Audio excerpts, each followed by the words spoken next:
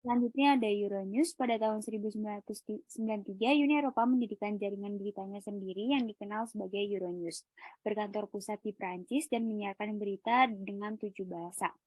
Lalu, Euronews berada di urutan kedua setelah CNN, dan juga tujuan Euronews adalah untuk memberikan perspektif Eropa tentang urusan dunia, regional, dan lokal. Selanjutnya, boleh dibacakan oleh rekan saya.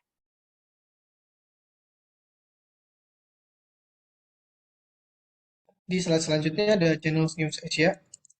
Channel News Asia atau CNA mulai beroperasi pada tahun 2000. Mirip dengan Euronews yang mencoba untuk membawa pandangan Eropa ke Eropa, CNA juga berusaha untuk membawa pandangan Asia ke wilayah Asia. CNA ini sendiri berbasis di Singapura dan memiliki ikatan pemerintahan yang erat. CNA berusaha untuk bersaing dengan layanan berita global seperti CNN Internasional, BBC, dan CNBC Asia. Dengan staf yang semuanya orang Asia, CNN memiliki 10 biro dan sekitar 150 jurnalis Asia dan lebih dari gabungan 3 jaringan berita berbahasa Inggris.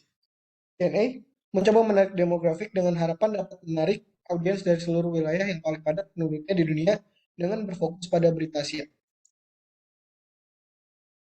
Selanjutnya ada US Department of State and IBB atau disingkat USIA. Pemerintah Federal Amerika Serikat menciptakan Badan Informasi Amerika Serikat atau USIA selama Perang Dunia Pertama. Tujuan awalnya adalah untuk berkoordinasi dengan Federal Informasi Internasional dan juga melawan propaganda negatif asing. IBB menjadi badan yang berdiri sendiri dan terpisah pada saat yang sama untuk mengawasi eh, Amerika Serikat, non-militer, dan juga layanan penyiaran internasional. Melalui IBB juga, pemerintah Federal Amerika Serikat memiliki keterlibatan substansial dalam penyiaran internasional. Selanjutnya ada Voice of America atau VOA. VOA didirikan pada tahun 1942 dan didanai oleh Kongres selama Perang Dingin. 3 dekade pertama dari sejak didirikannya VOA berfokus pada pertempuran komunisme. VOA sendiri adalah layanan radio dan televisi internasional yang disiarkan dalam transmisi gelombang pendek, gelombang menengah, dan satelit dalam bahasa Inggris dan dalam 43 bahasa asing. Semua pemrograman VOA berasal dari Washington DC, kantor kantor pusat. Tetapi di bawah Smith-Mundt Act pada tahun 1948, VOA dilarang mengudara di dalam Amerika Serikat. Pada tahun 1994, VOA memulai program televisi. Tak lama setelah mengalami pemotongan anggaran sebesar 20% dan mulai menerima perusahaan underwriting untuk meningkatkan anggarannya. Selanjutnya ada WorldNet Television and Film Service. WorldNet diluncurkan pada tahun 1983 dan dipancarkan oleh satelit dari studio televisi di Washington DC. Pemrograman pemrograman WorldNet diarahkan ke kedutaan AS dan penyiar lainnya di seluruh dunia. WorldNet memprogram sebanyak 24 jam sehari dalam bahasa Inggris, tetapi ada beberapa program lain di WorldNet yang tersedia juga di sejumlah bahasa asing seperti Rusia, Prancis, Spanyol, dan Cina. WorldNet juga mentransmisikan beberapa program penyiaran publik seperti The New Hours PBS. Selanjutnya ada Office of Cuba Broadcasting atau yang lebih dikenal sebagai Radio Marti dan TV Marti. Pada tahun 1983, Kongres Amerika Serikat menyetujui pendirian Radio Marti di bawah ketentuan bahwa pendirian Radio Marti itu akan mematuhi peraturan Voice of America. Selain itu, American National Foundation setuju bahwa stasiun tersebut akan berbasis di Washington DC. Untuk menjelaskan bahwa Radio Marti itu adalah suara resmi dari pemerintahan Amerika Serikat, bukan outlet organisasi pengasingan Kuba yang fanatik. Dengan adanya ketentuan tersebut, Radio Marti pertama kali disiarkan pada Mei tahun 1985. Sedangkan TV Marti pertama kali mengudara pada bulan Maret 1990.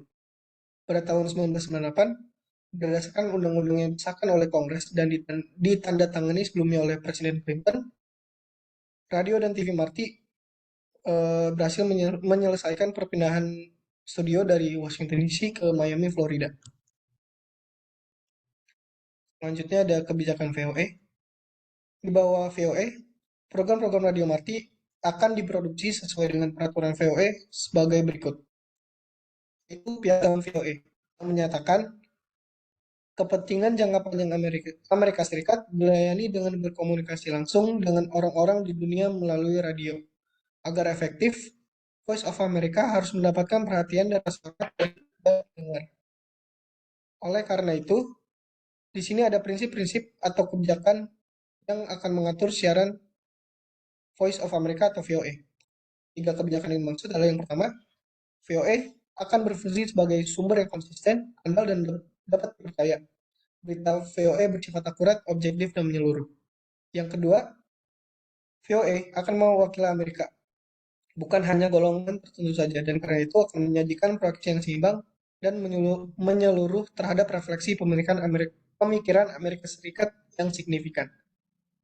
Yang ketiga, VOE akan menyajikan kebijakan Amerika Serikat dengan jelas dan efektif, dan juga akan menyajikan diskusi dan pendapat yang bertanggung jawab atas kebijakan tersebut. Selanjutnya akan dijelaskan oleh rekan saya.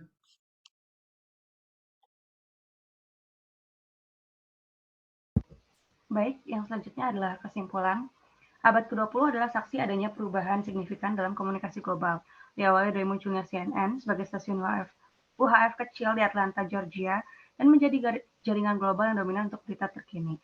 CNN secara instan menjadi pusat penyiaran dengan wartawan di belahan dunia manapun.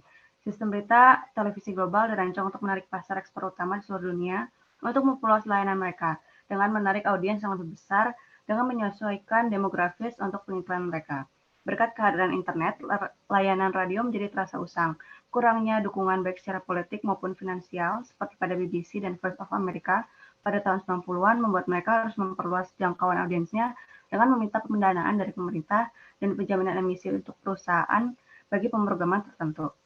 Selanjutnya, saya kembalikan kepada Gendis. Baik, sekian presentasi dari kelompok kami. Mohon maaf bila ada kesalahan kata. Wassalamualaikum warahmatullahi wabarakatuh.